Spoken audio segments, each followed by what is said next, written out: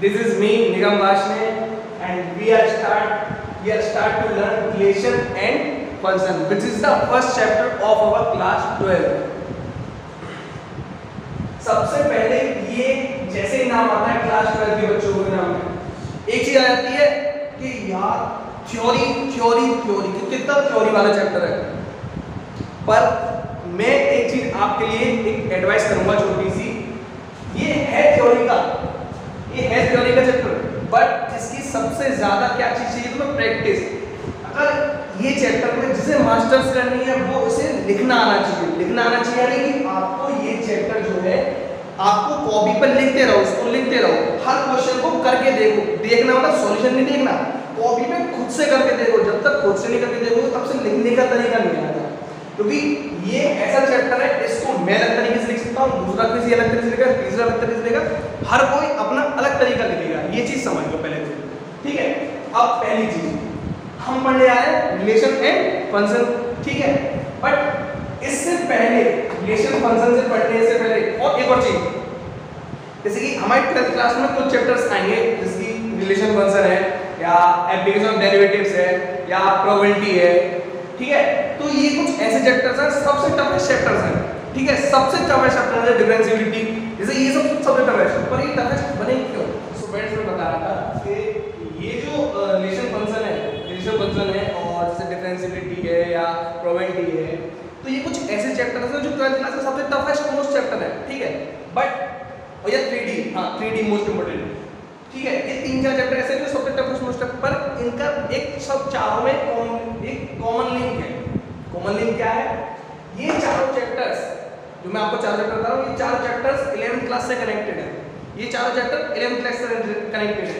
Relation function आप तभी समझ सकते हो जब आपने 11th में सेट रिलेशन फंक्शन पढ़ रखा हो।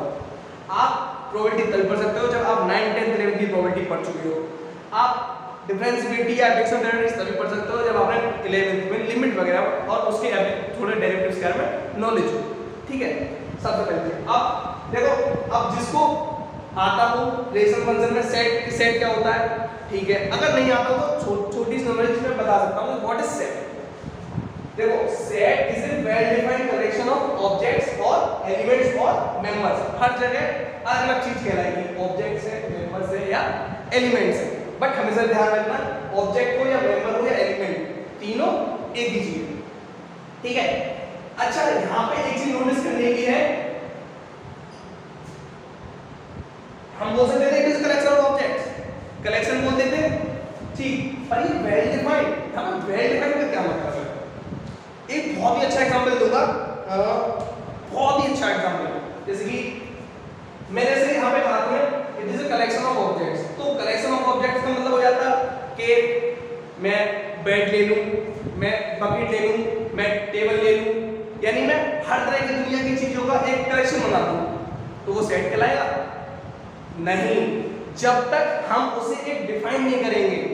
डिफाइन नहीं, जैसे कि मैं एक बताता हूं एग्जांपल, जैसे कि एक ही मैंने सेट बनाया x.x बिलोंग्स टू n, यानी एक x सेट है और जो x सेट है उसका हर x एलिमेंट किसमें बिलोंग करता है? n में, यानी हमने उसे डिफाइन कर दिया कि वो क्या है, वो एक नेचुरल नंबर है, हमने उसे डिफाइन कर दिया। पर अगर मैं तुमसे कहता जैसे कि बकेट है, बेड, डायमंड, टेबल है, तो मैंने सारी चीज उसमें इंक्लूड कर दी, यानी हमने उसमें एक तरह से बेडिंग आइटम इंक्लूड कर दिया, हमने उसमें अपनी यूटेंसिल ऐड कर दिए, यानी हर तरह का ऐड कर दिया। ये सेट नहीं है, हमें उसे एक डेफिनेशन यानी एक तरह से उसे डिफाइन करना पड़ेगा। वो कलेक्शन है किसका? किसी भी चीज का। जैसे कि अब एक चीज बताओ, जैसे कि अपने हमें एक सेट बनाना है कि एक आदमी का हमें सेट बनाना है जो अपने बाल काटता हो, अपने नहीं, जो बाल काटता हो। हमें एक सेट बनाना है जो बाल काटता हो। अब एक चीज आ जाती है, एक नाई है जो खुद के बाल तो नहीं काटता है पर दूसरों के बाल काटता है, जो खुद के बाल तो नहीं काटता है पर वो दूसरों के बाल काटता है। अब वो बताओ, वो आदमी इस सेट में आएगा या नहीं आएगा? मैंने क्या कहा, दोबारा सुनो। मैंने कहा एक आदमी है जो अपने बाल नहीं काटता पर दूसरों के बाल काटता है, यानी एक नाई है जो अपने बाल नहीं काटता, वो दूसरों के बाल काटता है। अब मैंने कहा सेट हमें ऐसा बनाना है उन आदमियों का जो बाल काटते हो। अब इसमें दोनों चीजें होंगी। मैंने कहा कि बाल काटता हूं, पर एक आदमी कहेगा कि नहीं ये कैसे आ जाएगा साथ सेट में, जबकि ये तो बाल काटता ही नहीं अपने। बट दूसरा आदमी क्या कहेगा कि वो दूसरों के तो काटता है, उसकी बात भी ठीक है, उसकी बात भी ठीक है। बट अब हमारे कंफ्यूजन आ गया, तो बात सही किसकी है? तब हाँ ये चीज आएगी वेल डिफाइंड। क्या आएगा? Well defined. वेल डिफाइंड की जरूरत पड़ी, यहाँ जरूरत पड़ी। अब उस सेट को हमें डिफाइन करना है कैसे कि बाल काटने वाला कौन है, यानी अपने बाल काटता है या दूसरे के। तो उससे हम सेट को डिफाइन कर देंगे कि उस सेट में बात हम किसके बारे में बात कर रहे हैं, किसके काटना चाह रहे हैं। अपने काटेगा तो इस सेट में आएगा, दूसरों काटेगा तो उस सेट में आएगा। इसलिए इस वर्ड की हमें नीड हुई, that is why required be well defined. अब जैसे कि सेट कुछ भी हो सकता है, जैसे इसको हम लिख सकते हैं 1 2 3 4 5 6, तो ये भी सेट है, ये सेट है 1 2 लेके 6। कुछ भी सेट क्या है? Set is a collection of objects, object मतलब एलिमेंट, यानी सेट को हम वेल डिफाइंड, हां पर पहली चीज वेल डिफाइंड होना चाहिए। तो ये एक वेल डिफाइंड सेट है। वेल डिफाइंड सेट हमने सिर्फ 6 एलिमेंट लिए इसमें 1 2 3 4 5 6। ये अब कहोगे कि भाई ये भी सेट था, ये भी सेट था, ये अंतर कैसा है? तो मैं बता दूं, 11th क्लास में जनरल पढ़ा होगा। सेट दो तरह के होते हैं, एक रोस्टर फॉर्म में लिखा जाता है जिसको, और एक सेट बिल्डर फॉर्म में लिखा जाता है। एक सेट बिल्डर फॉर्म में लिखा जाता है उसको भी सेट कहते हैं, और जो रोस्टर फॉर्म में लिखा जाता है उसको भी सेट कहते हैं। तो ये दोनों तरीके होते हैं रिप्रेजेंटेशन के। बस हमें इससे मतलब है इस चैप्टर में, और ज्यादा डेप्थ वाली सेट पर नहीं जाएंगे, ठीक है। अच्छा, सेट पे पढ़ लिया हमने, सेट तो हमने पढ़ लिया थोड़ा इंट्रोडक्टरी में। अब आता है कि भाई what is Cartesian product, what is Cartesian product. Very simple example, ये हम सेट मान लेते हैं, ये सेट है ए, ये सेट है बी।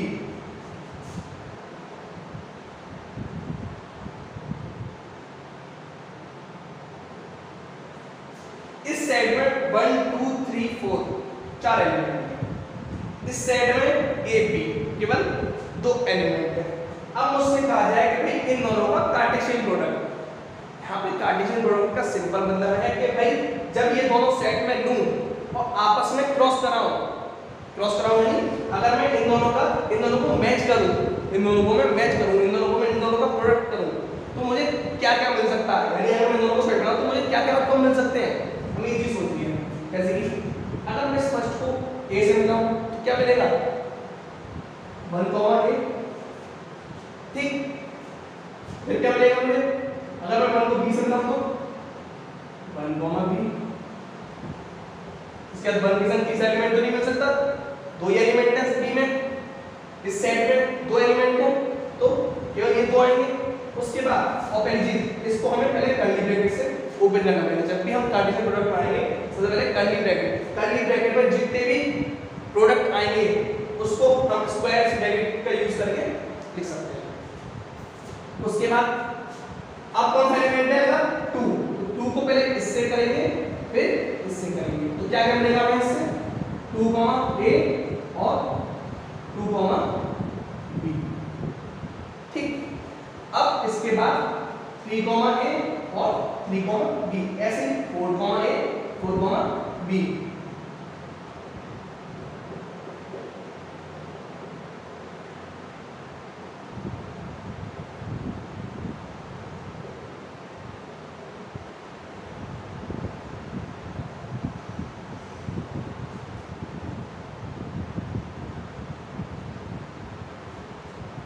डन।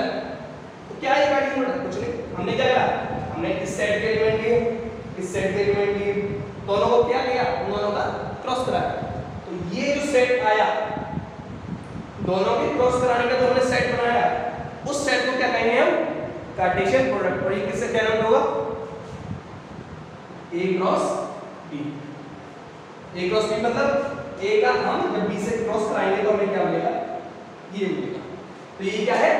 Cartesian product. अच्छा कि भाई अब इसको हम ऐसे करके लेते हैं, क्योंकि अब इसकी हमें क्या पड़ेगी? अब इसमें नीड पड़ेगी, किसमें? रिलेशन में। जब हम रिलेशन समझेंगे तो हमें इसमें नीड आएगी। क्योंकि रिलेशन क्या होता है, रिलेशन होता है किसी का सबसेट। रिलेशन क्या होता है किसी, आप कहोगे सबसेट, सबसेट यानी कि it is a part of set, it is a part of set. हमने पढ़ लिया व्हाट इज सेट, पढ़ लिया, हमने पढ़ लिया Cartesian product, what is Cartesian product. अब हमारी नेक्स्ट चीज जो हमारे दिमाग में आएगी डोमेन कोडोमेन, बहुत ही बढ़िया चीज मिली है कोडोमेन डोमेन। कार्टेशियन प्रोडक्ट के बाद ही नेक्स्ट हमने इसको लिखा, कैसे लिखा देखो, जब भी हम रिलेशन समझाएंगे, जब भी हम रिलेशन समझाएंगे तो हमें दो सेट की जरूरत पड़ेगी। कौन जरूरत पड़ेगी भाई, रिलेशन, तुम रिलेशन किस में निकाल सकते हो, रिलेशन का क्या मतलब है, एक लिंक, रिलेशन का क्या मतलब है, एक लिंक। भाई लिंक किस में हो सकता है, अब मैं अपना अपने आप से लिंक भी ना कर लूंगा, या फिर अगर मैं आपसे कहूँगा तो आप अपने आप से लिंक भी ना कर दोगे, यानी आपको भी किसी की नीड होगी, हमें भी किसी की नीड होगी, यानी रिलेशन हमेशा कम से कम दो चीजों के बीच चाहिए, ठीक है। तो दो चीज यानी मैं अपना, अब इसके लिए मैंने क्या चीज ली, डोमेन एंड कोडोमेन। तो रिलेशन को जब भी एक्सप्लेन करेंगे तब वहां पे दो टर्म आएंगे, डोमेन और कोडोमेन। तो डोमेन और कोडोमेन क्या होता है, डोमेन और कोडोमेन कोई हुआ नहीं है, डोमेन और कोडोमेन क्या है, रिलेशन का ही पार्ट है, उसमें जिसका हम रिलेशन निकालेंगे, जिसका निकालेंगे उसे कहेंगे हम डोमेन, और जिससे निकालेंगे उसे कहेंगे हम कोडोमेन। जैसे कि मुझे इसमें ए और बी का रिलेशन निकालना हो, ए और बी का, मैं बता नहीं रहा रिलेशन क्या होता है, मैं कैसे जस्ट बता रहा हूँ कि हमें किसका, हम रिलेशन समझ लें और हमें ये नहीं पता हम किसका रिलेशन निकालना है, तो वो ज्यादा जरूरी चीज नहीं है। जरूरी चीज क्या है, अगर पता होना चाहिए कि आप रिलेशन किसका निकालना है, उन्हें कहेंगे क्या, तो उन्हें कहेंगे क्या, जिसका रिलेशन निकालना है उसे डोमेन, और जिससे निकालना है उसे कोडोमेन, ठीक है।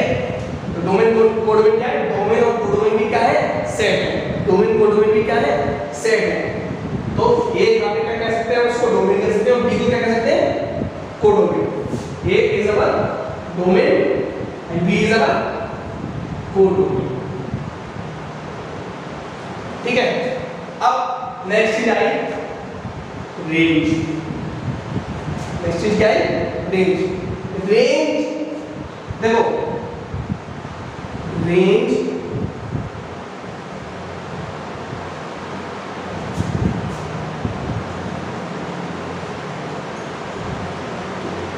क्या लिखा है, रेंज इज सबसेट और equal to codomain. Range codomain भी हो सकता है और उसका एक सबसेट भी हो सकता है, उसे क्या कहेंगे हम, जैसे कि ये एग्जांपल है, ठीक है, इसमें हम हर एलिमेंट का, वो तो कार्टेशियन प्रोडक्ट है, कार्टेशियन प्रोडक्ट में हमें एक एलिमेंट चाहिए। रिलेशन में क्या होता है, रिलेशन में कभी-कभी हमें सेकंड सेट के लिए कुछ एलिमेंट की जरूरत पड़ती है, कुछ की नहीं भी पड़ती है। तो नहीं पड़ती है वो उसमें से हट जाती है, और जिनकी जरूरत पड़ती है उनका एक सेट क्या कहलाएगा, रेंज कहलाएगा। यानी रेंज क्या है, रेंज इज ए सबसेट और इक्वल टू कोडोमेन, ठीक है। रेंज क्या है, एक कोडोमेन का ही सबसेट है, और वो सबसेट उसके इक्वल भी हो सकता है और उससे छोटा भी हो सकता है। वो किस पे डिपेंड करेगा, हम रिलेशन किसके बीच निकाल रहे हैं, ठीक है। तो रिलेशन फंक्शन समझने पहले हमने ये चार चीज समझ ली, और ये बहुत जरूरी है। अगर आपको किसी को भी इनसे रिलेटेड अभी भी कोई क्वेरी मन में है तो आप हमें इसको कमेंट करके बता सकते हैं, जो भी चीज समझ में आई हो आप जरूर बताएं, ठीक है। हम आपको व्हाट्सएप से या फिर कमेंट में या फिर कैसी अगली वीडियो में उसको एक्सप्लेन करने की कोशिश करेंगे, ठीक है। अब ये चीज हमने समझ ली, सेट क्या है, कार्टेशियन प्रोडक्ट क्या है, डोमेन क्या है, कोडोमेन क्या है, रेंज क्या है, ठीक है। अब अपना नेक्स्ट टारगेट आएगा रिलेशन, क्या आएगा, रिलेशन। मैं अब ये चीज सब कर देता हूँ एक सेकंड।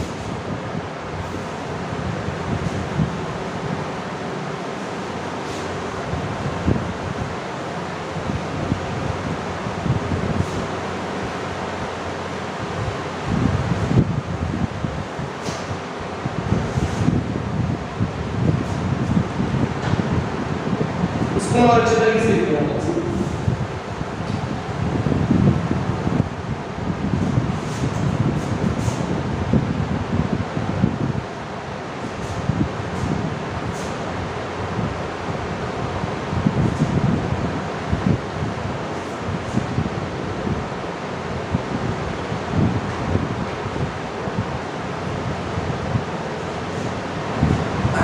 सो अब तक हमने क्या पढ़ चुके हैं, सेट पढ़ लिया हमने, सेट के बाद हमने क्या पढ़ा, सेट का कार्टेशियन प्रोडक्ट, क्योंकि कार्टेशियन प्रोडक्ट क्या होता है, कार्टेशियन प्रोडक्ट भी एक सेट होता है, बट क्या होता है वो दो सेट का क्रॉस होता है, ठीक है।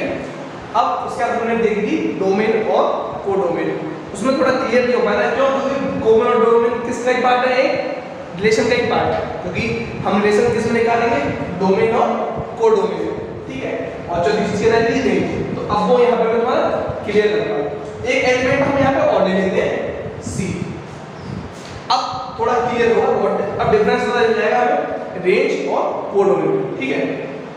जैसे कि हमने अभी कार्टेशियन प्रोडक्ट निकाला था, ठीक है, a क्रॉस b क्या है हमारा, a क्रॉस ये क्या है, a cross b, a cross b में यहाँ पे दो, अब यहाँ पे a क्रॉस b में कितने, चार एलिमेंट और जोड़ने चाहिए, चार एलिमेंट और जोड़ने चाहिए, क्योंकि हमने a और b निकाला था, पर ये क्या है कार्टेशियन प्रोडक्ट, कार्टेशियन प्रोडक्ट में चार एलिमेंट चाहिए, पर अब हमें जरूरत नहीं है, अभी हम क्या करेंगे, इसको हम क्या करेंगे, अभी रिलेशन करेंगे, क्योंकि अब हम क्या पढ़ना है, रिलेशन, ठीक है। रिलेशन को मैंने आर से डिनोट कर दिया, ठीक है, सबसे सिंपल चीज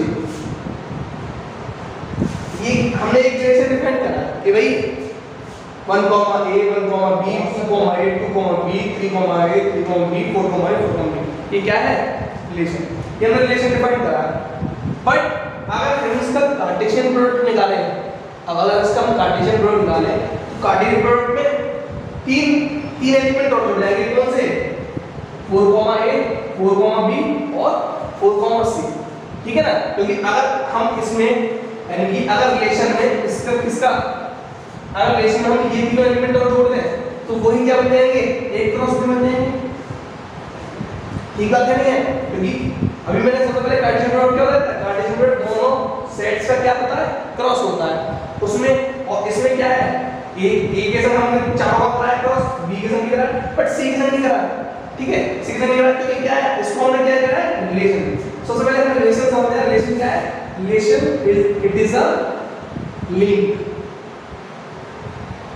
relation it is a link and that link is called relation। ये तो हमने एक इंग्लिश की डेफिनेशन में कह सकते हैं, या फिर अभी मैथमेटिकली इसमें कुछ नहीं आया, रिलेशन रिलेशन क्या है, एक तरह से लिंक, और that link is called relation। और रिलेशन हमेशा किसके बीच में निकाला जाएगा, डोमेन और कोडोमेन, ठीक है। अब जैसे मैंने रिलेशन डिफाइन किया कि r is equals to 1 a 1 b 2 a 2 b 3 a 3 b 4 a 4 b, ये हमारा रिलेशन है। जबकि a क्रॉस b क्या आएगा, a क्रॉस b में इसके संग चार एलिमेंट और जोड़ाएंगे, अगर मैं इसके संग प्लस तीन एलिमेंट था, c के संग चार एलिमेंट कौन कौन से, 1 c 2 c 3 c और 4 c, अगर मैं इन चार एलिमेंट और जोड़ दूं तो वो क्या बनेंगे, a क्रॉस b, यानी ये रिलेशन क्या है, रिलेशन क्या है, it is a subset of a cross b, यानी कि रिलेशन किसका सबसेट है,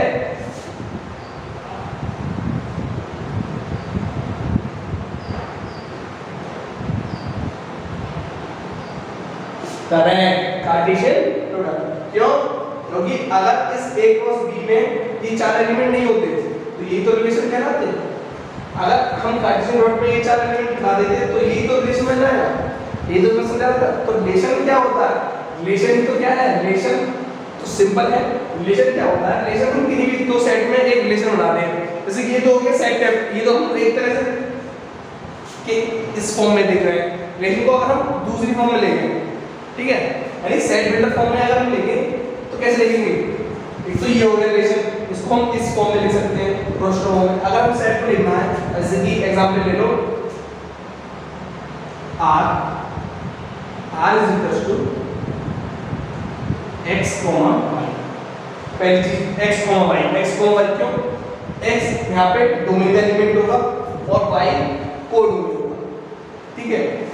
और हाँ, मैं तो बता रहा था रेंज और कोडोमेन में डिफरेंस, इस रिलेशन में जो हमने जो रिलेशन बनाया है, इस रिलेशन में कोडोमेन क्या कहलाएगी, b पूरी क्या कहलाएगी, कोडोमेन, बट रेंज क्या कहलाएगी,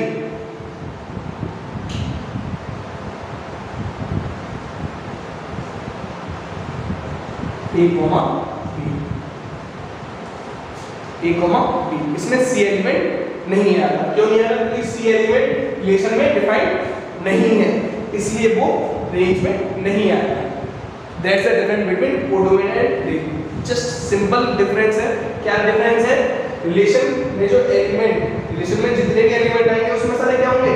डोमेन और कोडोमेन के होंगे, बट सारे कोडोमेन के नहीं हो सकते हैं। कुछ एलिमेंट हो भी सकते हैं, कुछ नहीं भी हो सकते। यही डिफरेंस बनाएंगे कोडोमेन और रेंज। ठीक है, तो मैं क्या बता रहा था? Relation equals to x, y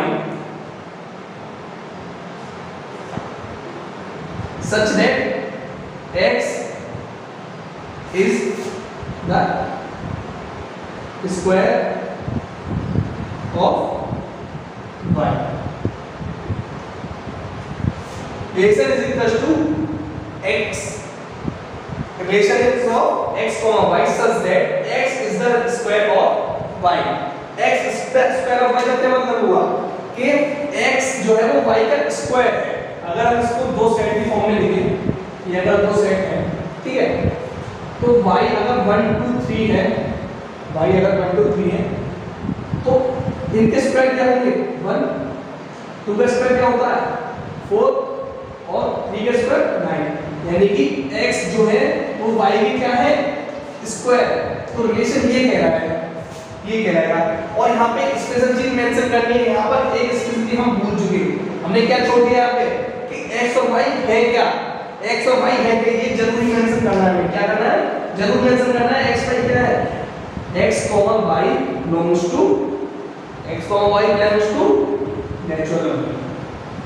हमें ये जरूर बताना है कि x और y है क्या? x और y क्या है? Natural number. रिलेशन, तो रिलेशन को सबसे पहले डिफाइन कैसे करेंगे?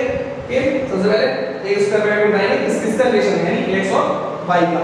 x और y का रिलेशन है और उसका क्या बताएंगे कि उनका रिलेशन क्या है ये आपस में। x is the square of y। उसका क्या बताना है कि वो दोनों हैं क्या? तो वो दोनों क्या है? Natural numbers. तो जैसे अगर ये दो नेचुरल नंबर्स का सेट है a और b, इसमें सारे नेचुरल नंबर्स हो सकते हैं। 1 या 2 होगा, 3 होगा, 5 6 ऐसा होगा, बट रिलेशन किसमें बनना है? 1 का 4 9 और इसमें 1 2 3। ठीक है, तो इसमें रिलेशन कैसे बन सकता है? Relation is equal to 1 1 4 2 and 9 it is also example of relation। ठीक है, एंड जो हमारा फर्स्ट चैप्टर है उसमें जस्ट ये सब चीज को मैंने एक इंट्रोडक्टरी बताई है, क्योंकि ये चीज इसकी हमें कंप्लीट नॉलेज होनी चाहिए। बट इसकी कंप्लीट नॉलेज आपको 11th क्लास की स्टडी से ही मिल सकती है। ये जस्ट एक ओवरव्यू कह सकते हैं यहाँ पे कि आप जब 12th में पढ़ोगे तो आपको ये चीजें एटलीस्ट पता होनी चाहिए। ठीक है, और अगर ये चीज नहीं पता होगी तो आप 12th का नहीं पढ़ोगे, क्योंकि 12th में ये चीज नहीं है। 12th में क्या है? 12th में इसके टाइप्स है, रिलेशन के टाइप है। रिलेशन के टाइप ही है।